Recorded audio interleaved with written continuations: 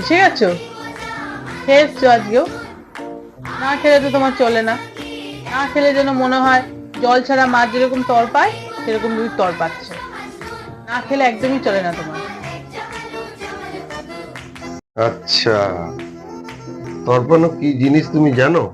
কি জিনিস? মানুষের যখন তর্পণ ওঠে তখন মানুষ তার ভালো মন্দ সব ভুলে যায়। আচ্ছা, দেখতে চাও তর্পণ কি জিনিস? হ্যাঁ দেখতে চাই, দেখো। আরে ফোনটা নিয়ে দিলে কেন? দাও, ফোনটা দেবে তো? আরে ফোনটা দাও না। আরে এরকম করো না প্লিজ, ফোনটা দাও। আরে ফোনটা দেবে তো?